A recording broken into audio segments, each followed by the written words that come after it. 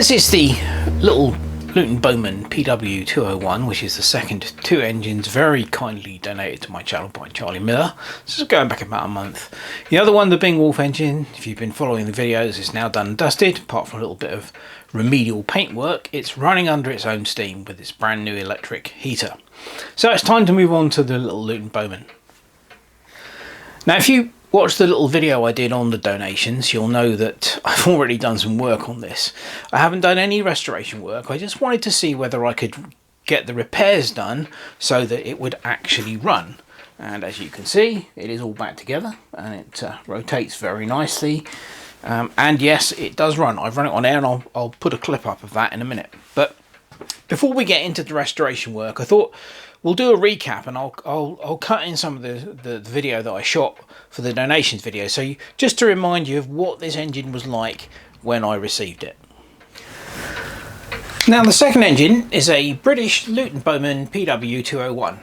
I already have one of these, which I did a restoration on, and I did a video covering it, probably 5 years ago now.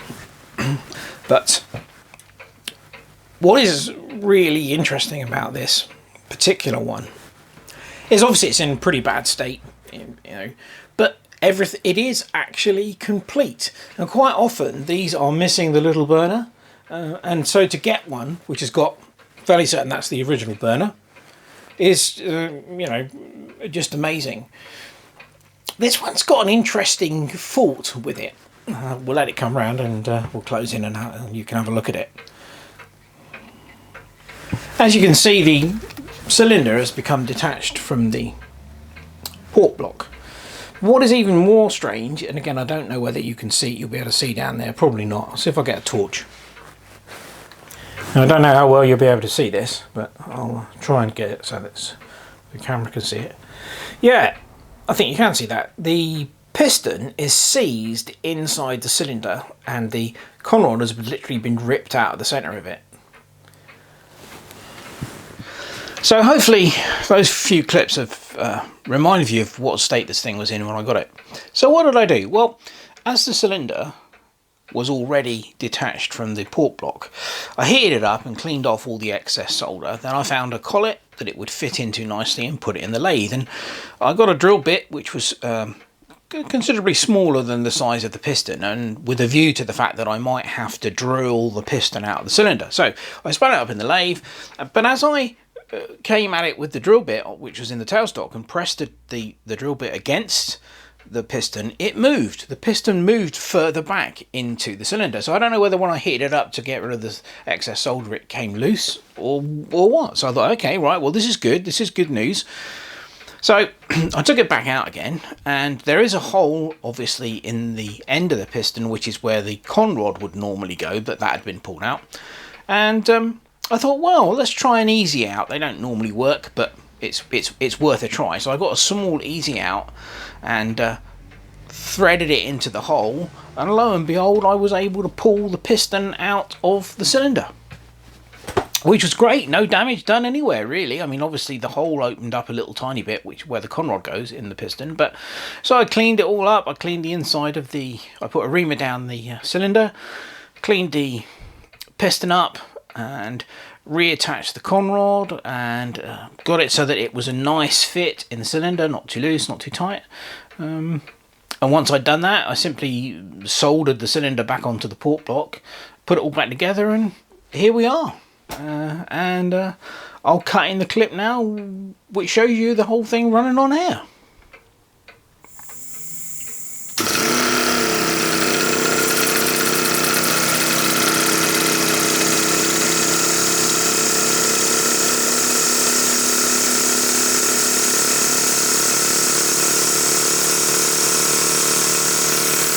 So the next thing is to strip it all down and start doing the restore. Now, I'm not going to film the disassembly because these are very, very simple. There is a union there for the steam pipe.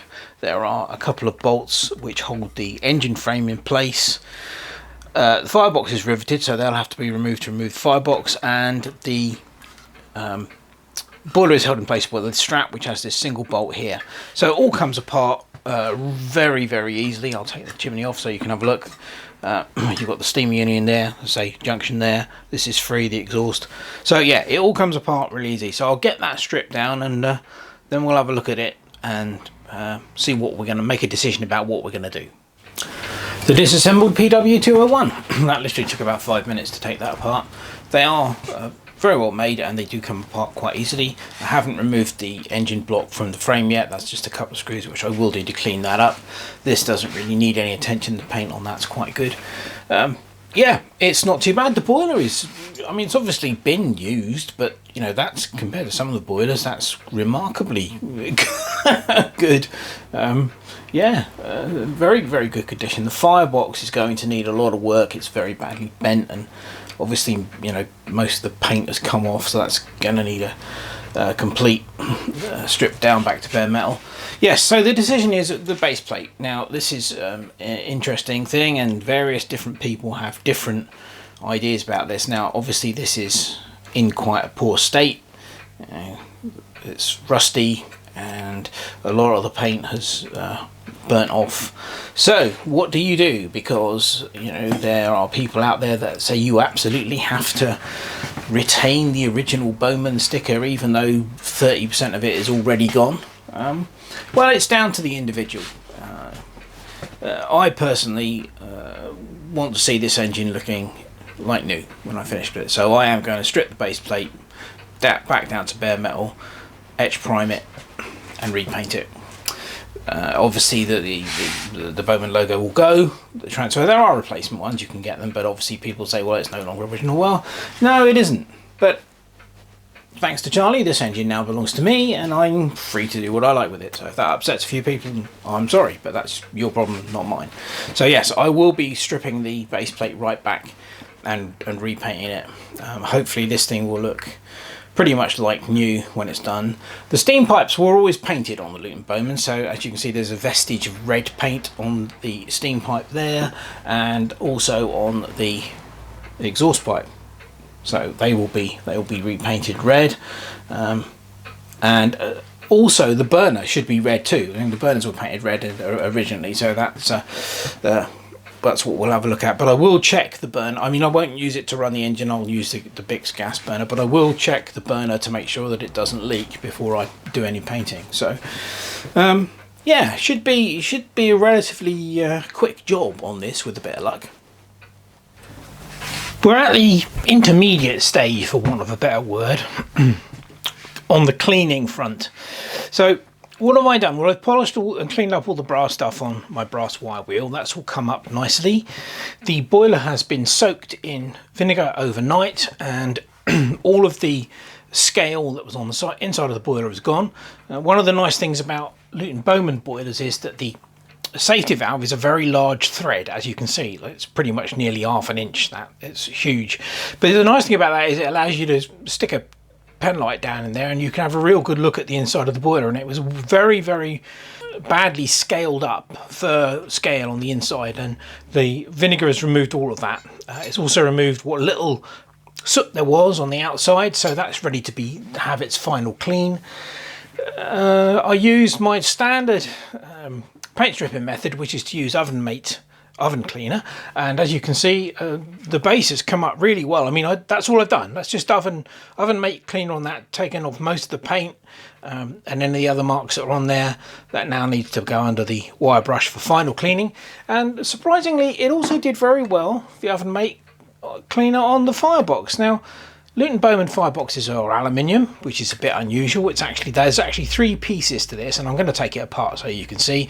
The sides and the base are all one bit folded up, and the rear and the front are another panel. So we'll take that apart for further cleaning, but it's actually removed, the oven cleaner's actually removed most of the paint on that, which is great.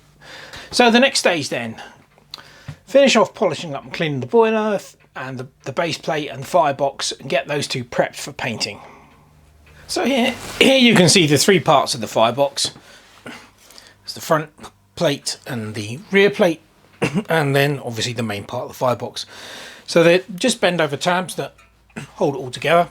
So I'll get on and clean that up, and then we'll spray that with high temperature engine paint, put it back together, and that'll be the firebox done. Quick going over with the old brass wire brush, and we are ready for painting. They've got to be wiped down with acetone, but yeah, all ready. And it's a lovely day today, so I can actually get some painting done. Yay! The little Luton Bowman PW201 that Charlie Miller very kindly donated to my channel is ready to go back together. Everything that needed to be repaired has been repaired. Everything that needed to be cleaned has been cleaned, and everything that needed to paint now has paint. So all that really remains is to bolt it back together and see if we can get it to run. Yay! The little Luton Bowman PW201 is done, and I think it turned out okay. I'm quite pleased with the results. It's looking very, very nice. There was quite a bit of tarnishing to the boiler, and I've cleaned it and polished it, but to actually get rid of, you'll probably see this, the marks here and here. I don't quite know what's happened. There's been some corrosion on there of some description, and to get that out I would have to really be aggressive with some sort of abrasive, and I didn't want to do that, so I've left that as it is and I've just literally cleaned it. But no, it's come up really nicely. It all cleaned up, and it's looking really good. So one of the nice things about the Luton Bowmans, and indeed the original Bowmans, is they're really nice to work on. They're very easy to take apart. They're very well made, and it really is a pleasure to work on one of these. Nothing about it is difficult. It's all, all really good. So, well, what's next? Well, obviously, let's see if we can get it steamed. Well, I think we've got steam pressure, stuff coming out and dribbling out the safety valve. Yes, there we go, look at that. Not sure how long this is going to run for, because I only have my little tiny gas canister. I've run out of the big ones.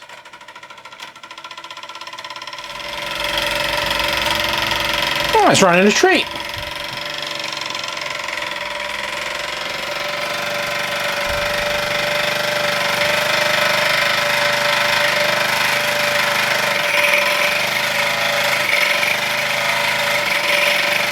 Not bad for an engine which had a seized piston.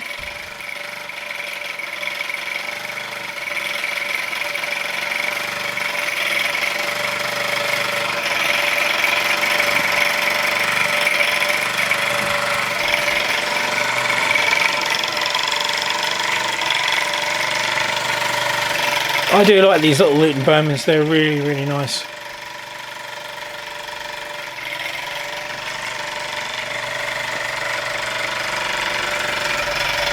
Well, there you go, Charlie, if you're watching, it's running fine.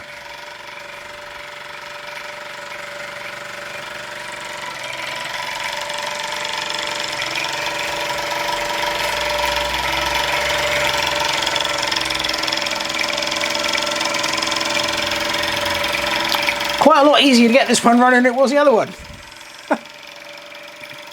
But it's lovely. But as I said before, these engines are very well made. They're a joy to work on because they're so easy to take apart and so forth.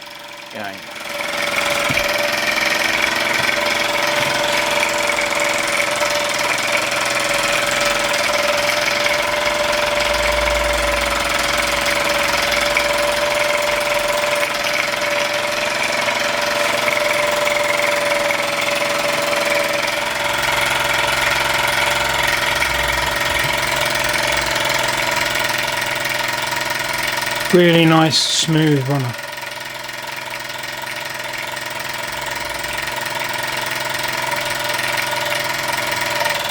Steam coming out of the chimney. Always good to see. So there you go. The Luton Bowman PW201. After its pretty basic restoration, running like a Swiss watch.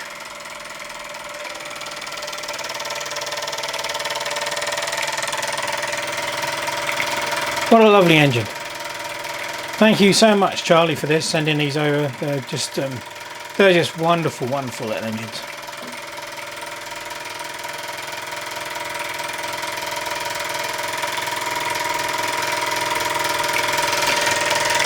Well, I guess that'll about wrap it up for the second one of the 2 engines that were very kindly donated to my channel by Charlie Miller. Thanks again, Charlie, really appreciate it. And this one, well, they both run really, really well. But yeah, if you get a chance to get your hands on any one of the 3 Luton Bowmans, I thoroughly recommend it. They are wonderful little engines. Anyway, that'll do for now. As always, thanks for watching. Hope you enjoyed the video. See you in the next one. Cheers!